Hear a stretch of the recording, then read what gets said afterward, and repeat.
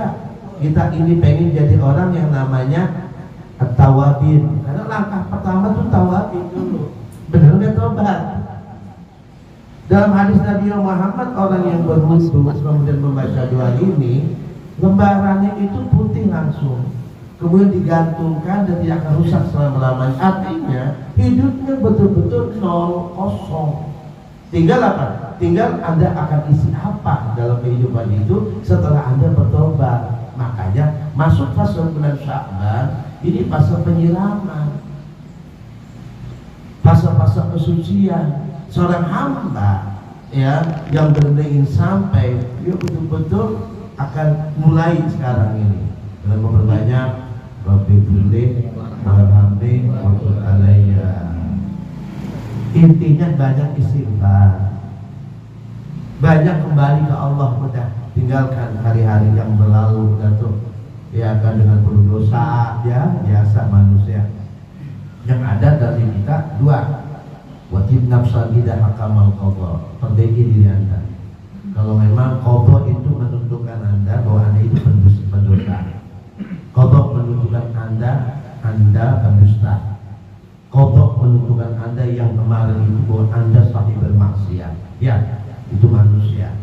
Siapapun kita punya sejarah, siapapun kita juga punya cerita. Yang terpenting dalam hidup buangin semua udah, buang-buangin deh itu. Nah kalau udah buang-buangin, ya minat tawabin, ya waj'alni min ibadah minal mutatah. Nah kalau sudah minal mutatahirin, apa sih? Ya perbaiki diri Anda. Langkahnya adalah setelah Anda tobat, mulai perbaiki. Artinya apa? Berusaha untuk melakukan hal-hal yang baik. 24 jam itu berusaha untuk melakukan hal ini, baik enggak? Baik, lakukan. Ini buruk, tinggalkan. Udah. Kalau untuk banyak atau enggak banyaknya itu bagaimana kemampuan kita. Yang penting baik dulu dah.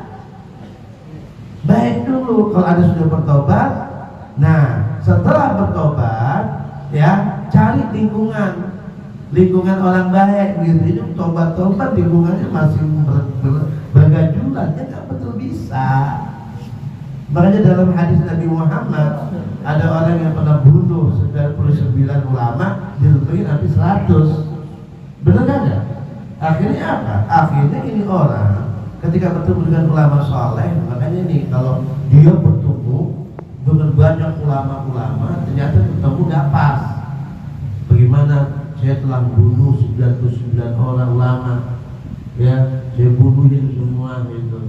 Saya diterima nggak tobatnya? Oh dia berat tobatnya ini, masya Allah dosanya ini luar biasa. Sudah itu surga dan mempunyai status dibunuh itu ulama itu. Akhirnya ketemu sama siapa? Sama beberapa ulama lagi. Kata dia, ya Allah dosa ente kecil. Karena apa? Karena ente punya nilai sesuatu yang lebih tinggi dari dosa ente. Apa? Sebesar dosanya dosa ente, mana yang lebih besar dari rahmat Allah? Dengan taubat ente itu dosa habis. Senang dia tuh. Ya lihat nafsulah dan nanti min zalatin aduman inal kabair fil kufrani kalamami. Kan begitu ya? Ya, kalamami bagaikan pasir kalau di badan rahmat Allah dan ampun Allah itu dosa itu bagian pasir kecil. Taubat aja. Kalau Anda ingin mendapatkan perubahan dalam hidup, taubat yang benar. Kalau dosa banyak nggak usah geser, tobat, geser itu semua. Ya, wajib nafsan tidak hakamal qadha, kata Imam Ghazali itu.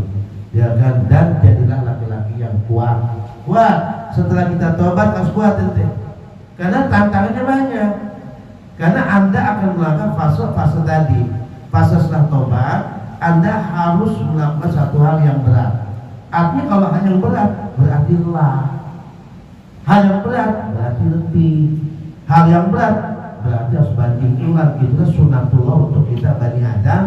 Mulai dari turunnya Adam dan Sayyidatul Hawa ke bumi, itu adalah sunatullah untuk mereka berdua dan keturunannya. Ente harus lelah untuk mencapai ampunan Allah, mencapai takwa. Sementara kita kan enggak. Untuk mencapai dunia sampai lelah benar kita kalau nyari duit, benar enggak? Kalau kagak dapat nangis. Benar gak rela tuh ibadah dibuang alasannya kalau kerja. Tapi kalau urusan akhirat, masya Allah, begitu ringannya kita. Oh, banyak masuk gak, sholat 5 waktu udah masuk gak? Gak bisa. Memang benar seperti itu, tapi Anda manusia lemah loh. Dengan ibadah sholat saja pasti masuk surga Anda. Tapi ketika Anda melakukan, Anda sanggup nggak? Nggak akan sanggup. Kenapa? Anda manusia yang lemah. Kita ini hamba yang lemah, nggak akan mampu.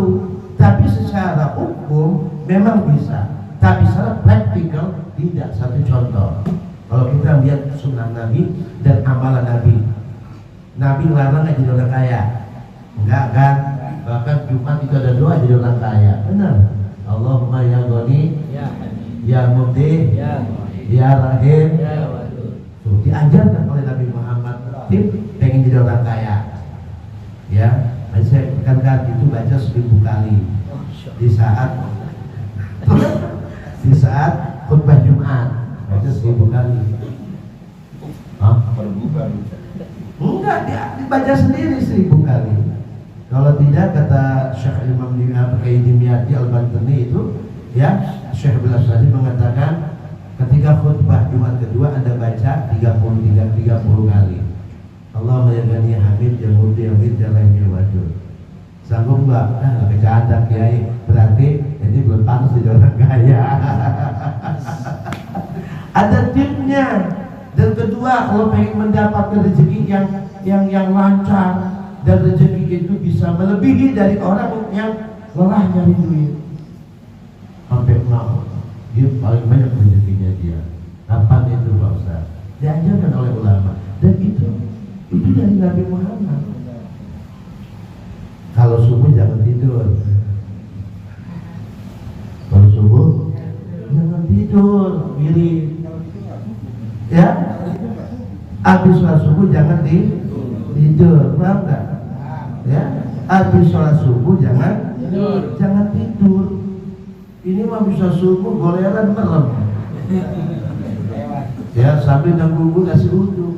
Nah, kata secara medis Pak ya, secara medis ya. Ini saya kaji secara medis dalam ilmu kedokteran. Anggota badan kita, dalemannya itu paling lemahnya anggota badan kita itu bisa pagi hari. Makanya makannya dan makan terat, karena kondisi ginjal itu lagi lemah, kondisi jantung itu lagi lemah, semua organ itu. Nah, jangan Anda masuki ke organ yang menjadi lebih lemah lagi, tidur. Mas, kasih gerak hangat badan kita. Dengan cara bagaimana?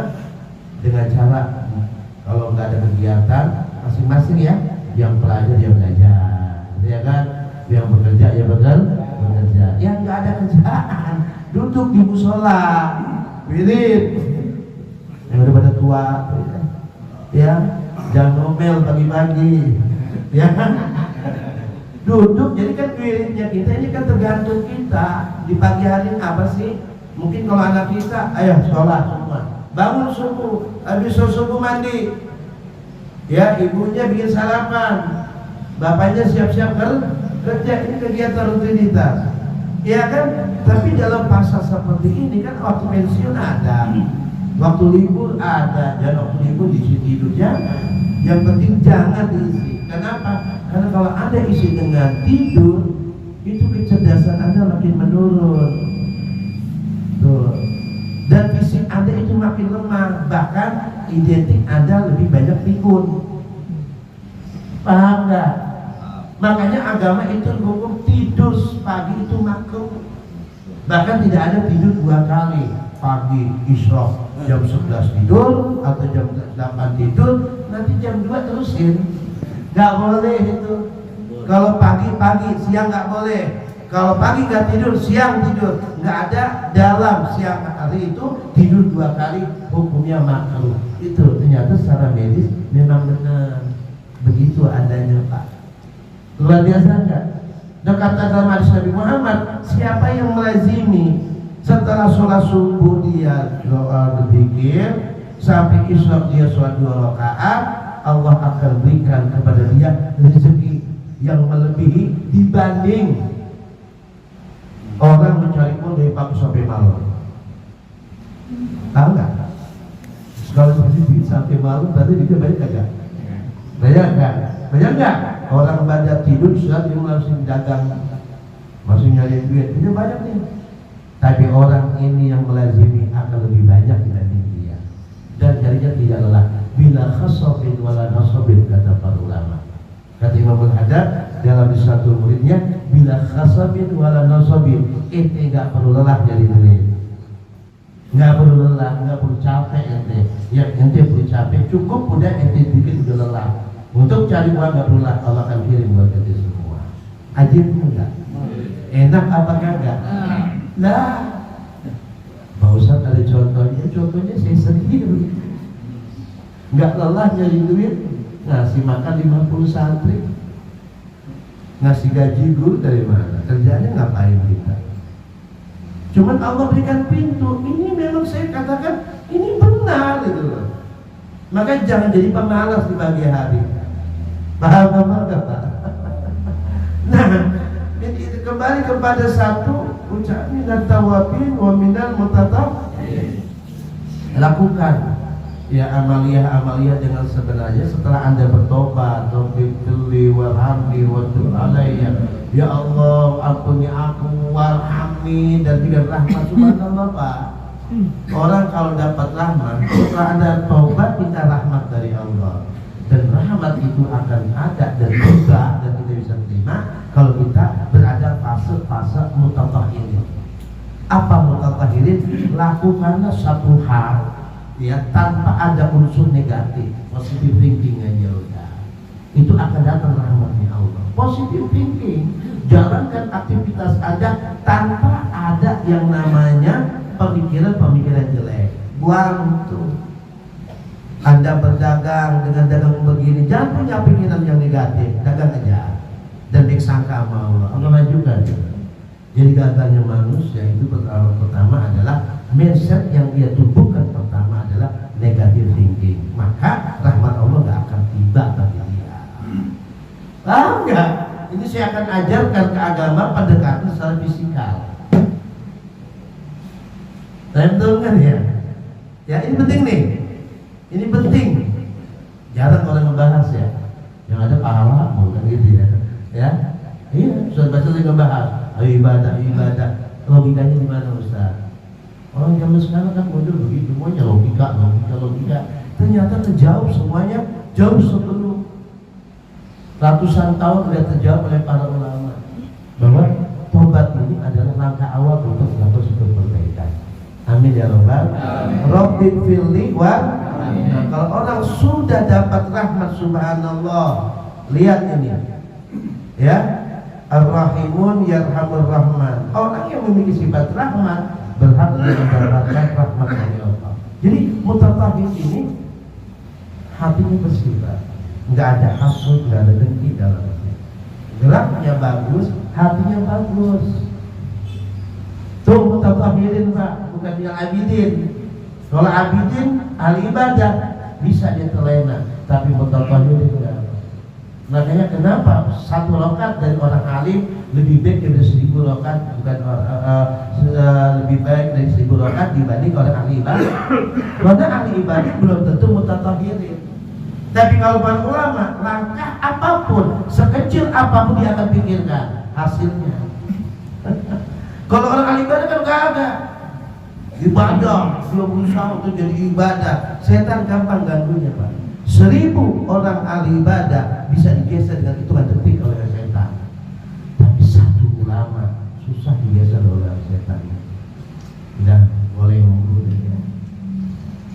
Kalau orang ahli ibadah aja nggak alim, gampang Pak. Kata setan mah kecil itu mah disenggol aja jatuh. Tuhan ahli ibadah pada malamnya tahajud baca Quran. Tapi gebek sama agama angger, kalau lama agama angger, ya kan itu ahli ibadah cuma ibadah doang. Maka duduk kita ngaji setiap malam, setiap hari, pagi, minggu kita ngaji langsung pulang kita praktekkan. Ar-Rahimun yarhamun Rahman, dan rahmat ini bisa kita capai setelah taubat, dan itu ada di bulan Rajab, Syahrul Asaf. Apa di mana Allah menumpahkan rahmat kepada orang yang tawab dan orang-orang yang amin. Dengan apa? Rahmat Allah, ibadah Anda